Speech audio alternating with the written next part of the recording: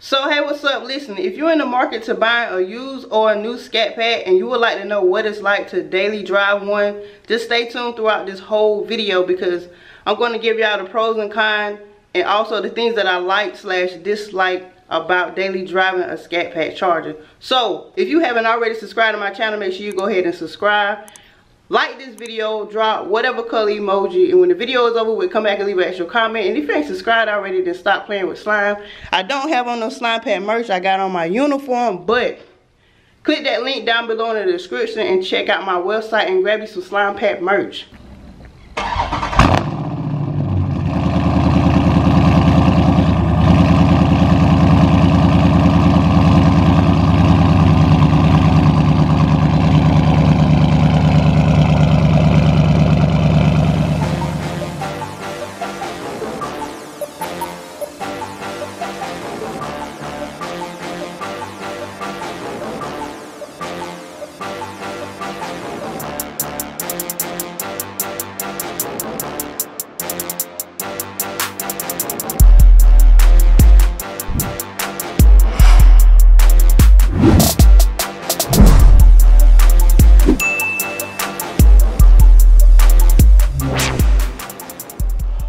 So just to let y'all know, I'm not doing this video in any certain order.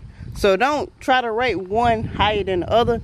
As you can see, if you're new to my channel, I do have a 2021 wide body scat pack.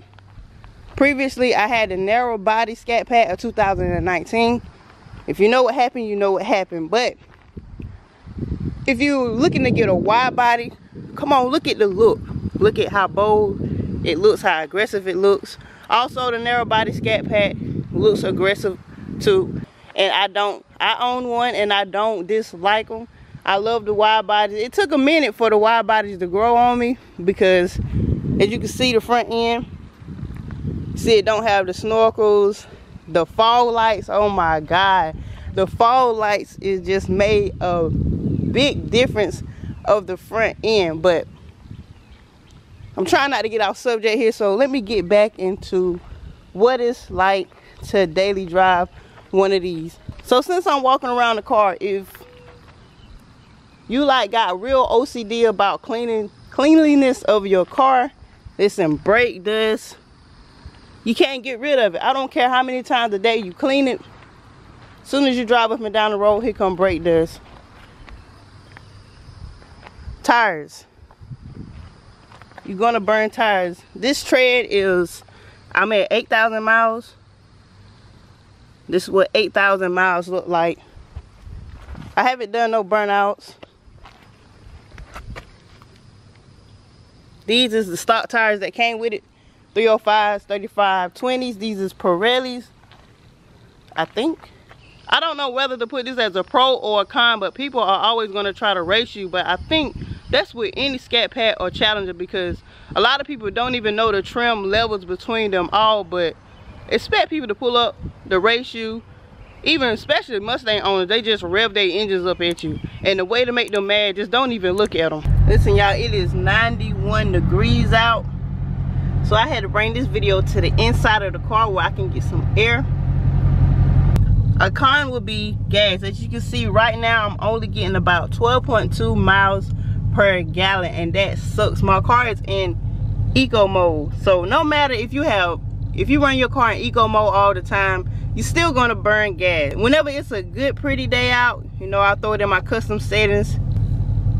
That right there is my custom settings. I really driving that every day, all day, as long as the weather and the roads are good.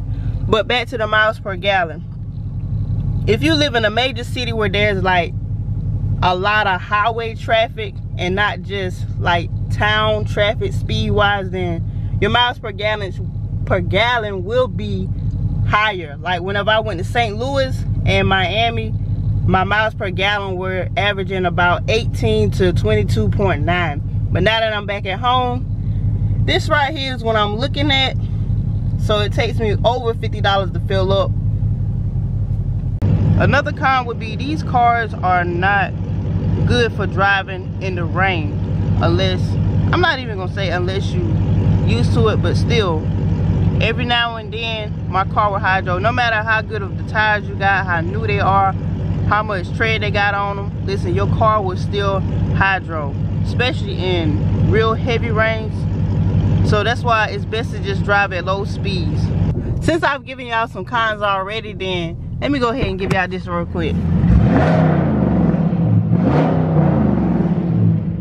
The sound of these cars are amazing. No, my car is not stock. I have my mids and my resonators taken off, and also my cats are gutted. As you can see, I do not have a check engine light. Check out the video I just put up there on the top of the screen so you can see how to gut your cats with no check engine light. But back to the sound.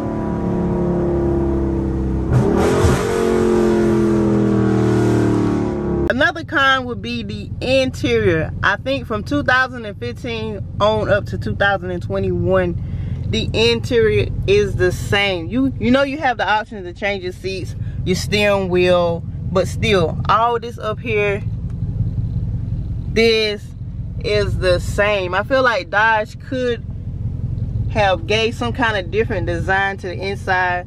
You know, give up what's that stuff called, the heads up little display on the front windshield. Also, they could have at least added some little LED lights inside the trimming, like how the Camaros have, or something. But all of it is still the same. You know, you may have a little bit of different gadgets on your screen from your different trims, but basically the inside is the same. Another thing is you do not have to sacrifice speed for space.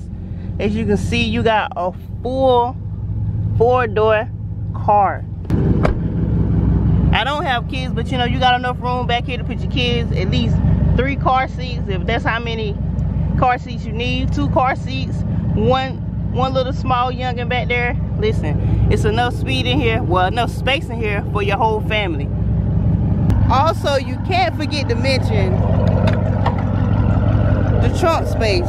You got so much space back here. Another thing that I think is a pro, especially for me, especially if you are a Charger owner, is the headlights. When you drive with your headlights like this at nighttime, people are going to get over, because they're going to automatically think you are police. Even me, sometimes at nighttime, if I just see these headlights running, I'm going to stare at it a bit until I can see the car, because you know, it's so many police with these cars, and sometimes that's how they ride with their lights at nighttime. But whenever I ride like this, they automatically get out of the way. And speaking of police, there go one right there. My favorite thing about owning one of these, especially on a daily, you easily got 480 to 500 horsepower, because I have got my car up to that, at your reach daily.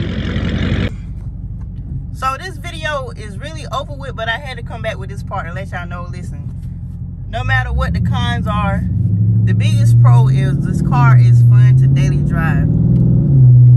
I don't regret driving this car every day. Listen, if you get one of these and it's just gonna be your weekend car, why you wasting your money? Like that just feels so good. That's with the windows up.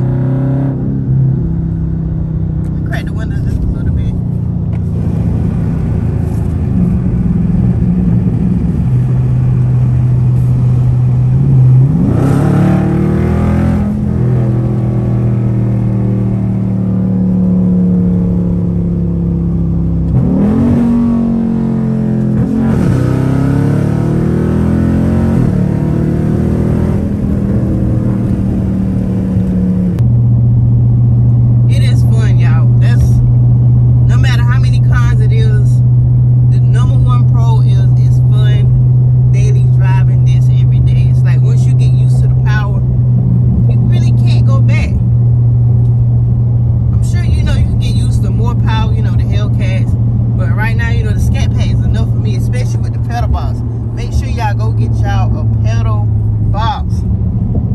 put their link down below in the description. And I got this, I watch him in Life 44. If you don't watch him, make sure y'all subscribe to his channel. I got the previous pedal box, but this right here is the newer one, where you can connect it Bluetooth wise.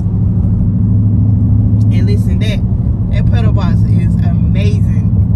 I'm telling you, it don't make your car faster, but it really do make your car faster. It automatically makes it louder. I argue with anybody in the comment section that says that it don't make your car louder. Listen, I drive my car every day. I drive with it on and off, and there's a difference. Whenever you cut it on, when you cut it off, your car is louder. Let me give y'all a good downshift.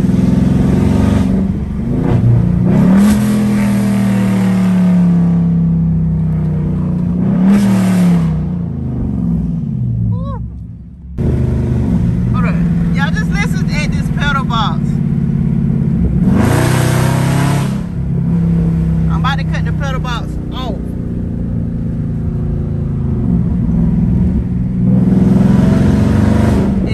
Do the same. I'm about to cut it back on. Listen. Y'all can't tell me they do not make your car louder. I'm about to cut it off. Show y'all. Check the speed.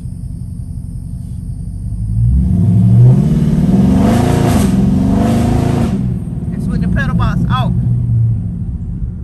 I'm about to cut it on. Take off the same way.